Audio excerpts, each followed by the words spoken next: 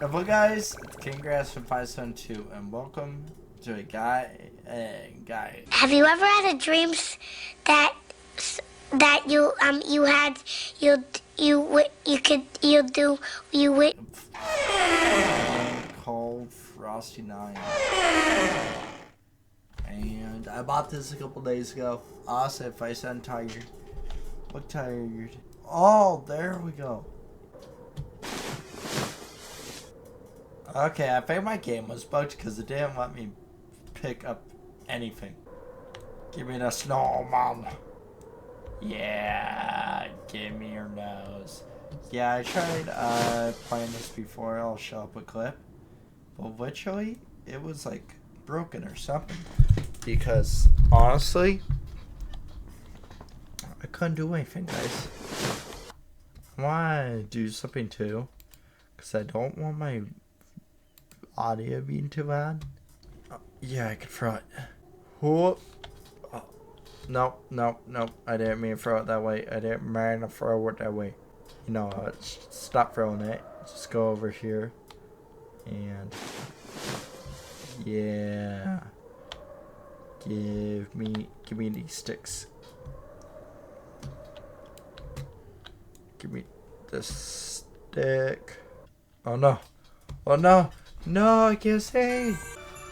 Oh.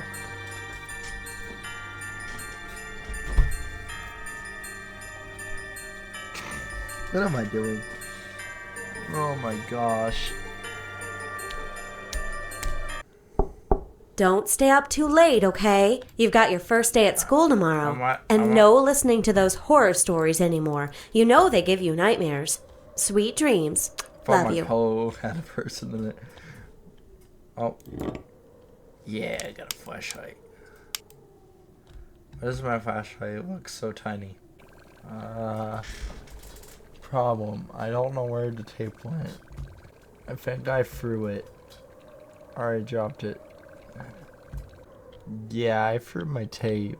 That's kind of bad, because I think we needed that. Yeah, where did my tape go? I can't see because flashlight's dead. Oh, it respawned. Hallelujah. Should have looked here in the first place.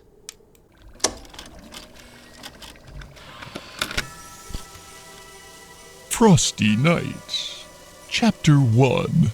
Welcome, children, to a wonderful, magical, and yet grisly story that old St. Nicholas never wanted you to know. This story takes us back a long, long time ago, when old Nicholas still had flecks of ginger in his beard. We'll just call him by what everyone today know him as, Santa. We will start from the very beginning, when Santa was still scouring the world for the perfect place to build his workshop. He found none better than the North Pole, where magic seeped readily from the earth. So much magic was there that Santa learnt to use the magic in ways he had never dreamt. His body no longer grew old. He could slow time around him to a near-complete stop, and as long as he gathered enough magic, he knew he could travel the world in what to us was a single day. Even slowing time as he could, Santa quickly realized to make enough toys for every child in the world would take him far too long. So Santa placed his hands into the snow and called to Mother Nature herself for help. Mother Nature was gentle as she was wild. She saw the kindness in Santa's heart and agreed to help by melding Santa's magic and Mother Nature's spirit into the snow itself. The first of the snowmen bubbled up from the ground like liquid snow, yet unmoving and lifeless just as the snowman we know today. Mother Nature seemed to pause before then placing a carrot for its nose. You see, everything that is alive requires a small part of life to begin with. The acorn for the oak tree, the egg for the red robin, and the love of a mother and father for humanity. The carrot twitched, and ever so slowly eyes within the sphere of snow began to appear, and opened for the first time. Santa slanted his head to the side in a curious thinking gaze as he took off his scarf and hat and placed it upon the snowman. Taking a step back, he looked again and smiled. The snowman smiled back. As Santa, the father, and Mother Nature as the mother, the snowmen were all too happy to help Santa build his workshop and all the toys for every child in the world. It says hello. I was like, what does that say? I hid my story tapes out of my room to stop my mother from finding them. It's not sleepy yet. I might find them, play them to the tape. I won't have time to listen to them again. I have 5 tapes. Okay.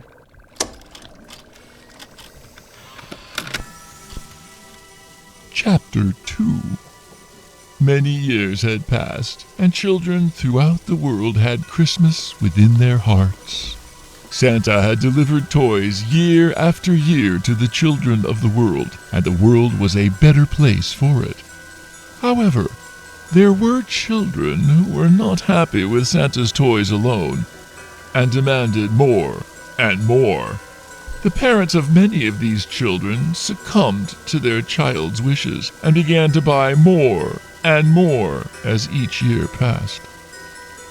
Each year, more and more trees were getting cut down. Toy factories could not keep up with the demand, and forests were not being replanted and regrown as Santa did with his magic.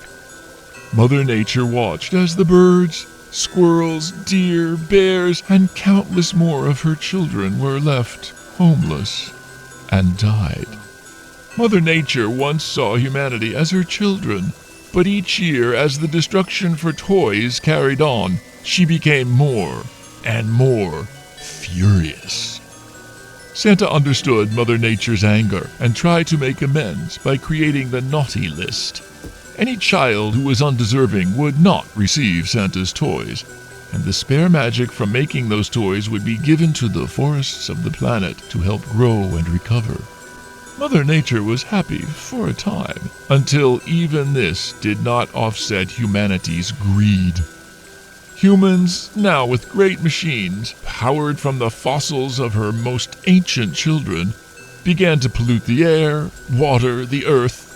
Forests vanished before her eyes, and entire species began to die. Mother Nature wept for many years, hoping humanity would hear her and stop the pain they were causing. Her cries were drowned out by the drills boring into the planet, the saws biting into the trees, and the roaring of flames in engines. The pain turned to anger, and the anger to fury. Santa was helpless as Mother Nature's suffering began to warp the minds of the snowmen. One by one, they stopped working on toys, and slowly but surely faded into the distance as they left the workshop behind. Santa eventually found the elves high up in the mountains that were glad to be of help to Santa. However, our story is with the snowmen, and not Santa. Hi, saw that up here. Give me that tape.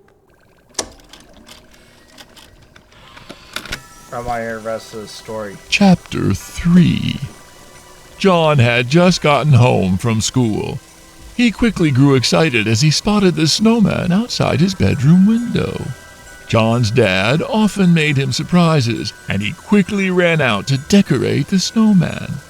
John used his favorite scarf and hat and found the shiniest rocks he could for the buttons.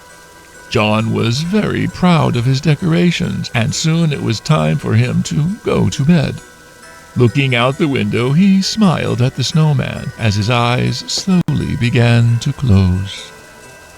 John awoke with a chill in the air and snow on his bed. He opened his eyes to see the window was wide open. Confused and sleepy, he got up and closed the window. As he looked out, however, he noticed the snowman's hat was missing. It must have blown off in the wind, he thought. Upon getting back into bed, he found the hat on top of his covers. He stopped and thought for a moment. His mom must have taken it off and put it there for him. After all, he no longer had a hat to wear for school tomorrow, and it was very cold outside in the mornings. The next day, John returned again from school, and a second snowman was right next to the first. He couldn't believe it. His dad had built him a second. He went into the closet and found his box of old worn clothes, hats and scarves, too tattered to wear, but sentimental enough to keep. John decorated the second, and again smiled with pride, as it almost seemed like the snowman smiled back at him. A trick of the imagination. And John thought how cool it would be if snowmen really were alive.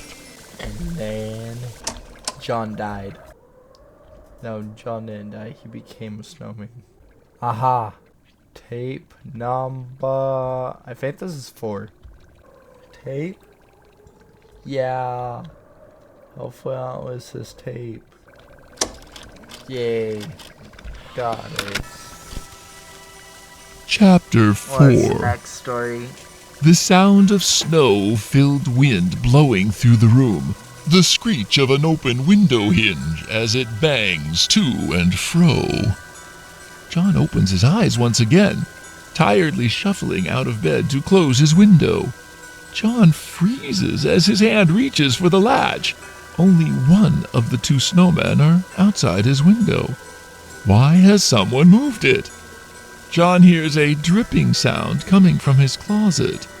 John may only be a child, but he's never been scared of the dark or monsters. He's too clever to believe in fairy tales, so why would monsters be any more real than those? He heads over to the closet, and with a gentle pull, begins to open the door. Nate gets turned into a snowman.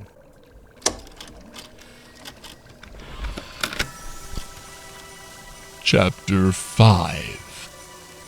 John's vision begins to adjust into the darkness from staring at the bright moonlight outside. Nothing. His closet is empty besides a few boxes. The dripping sound continues, though, so he steps inside to try and listen to where it's coming from.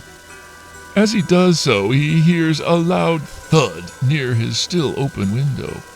John pokes his head out of the closet, and there in front of the window is the snowman that only a minute ago was standing outside.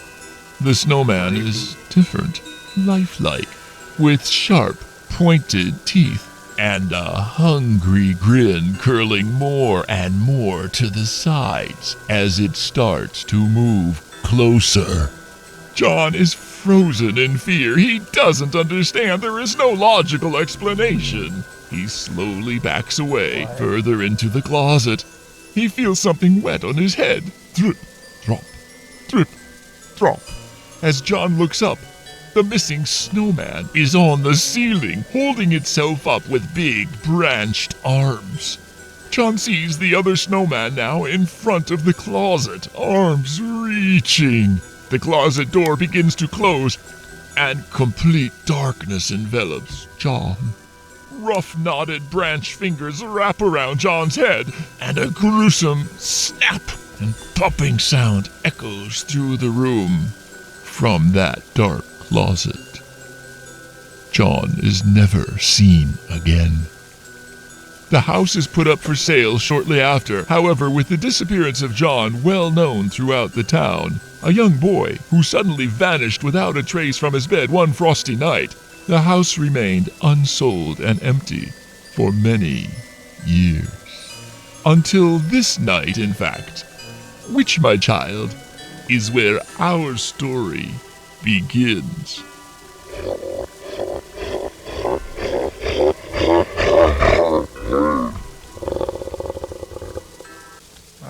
Okay.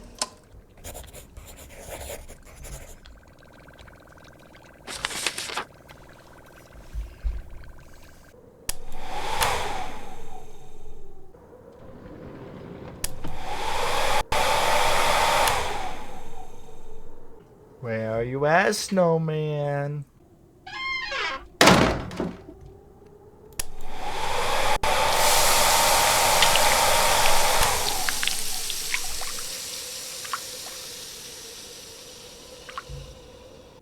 Where are you at?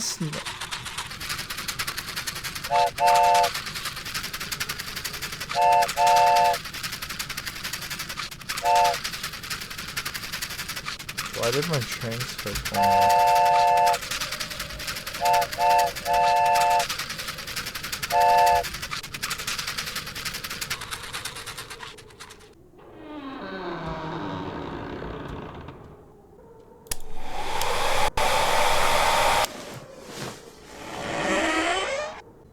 How long do we have to survive this? Snowmans, I'm not afraid of you.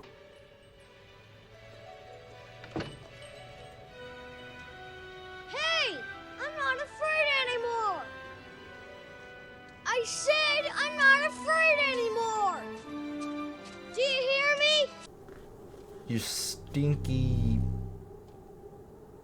Okay. I changed my mind. Maybe I'm a little scared of you. But, you know you're partly made out of, dog pee. You know? Not just dog pee. You're halfway made out of pee. You know that, right? It's kind of gross, man. What? Bro, what are you talking about, man? Why did Mother Nature have to make you snow? It's not great for you. It's not great for me either, because, I'm not...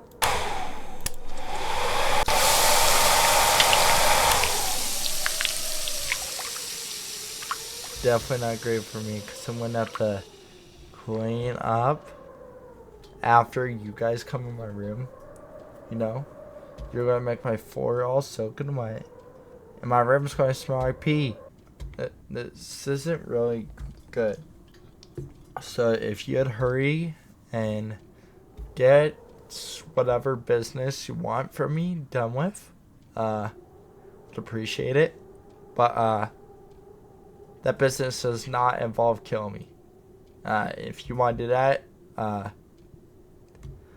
sorry, Snowmans. It's going to go the other way around, and I'm going to have to kill you with my blow dryer. Oh. Yo! Get wrecked, Snowman. Let's stay. Get wrecked. Get wrecked. You suck. Yeah, see you? You suck. You suck. Look at your blue golden Freddy eye. Might go back on it. Might, you'll see it in a minute, but we're going to wait a little bit. I should look for these things to make noise to try to put them in their place. That will alert me where the snowman is coming from. Squeak. I'll need to get back into bed when I'm finished. Well, I'll see you guys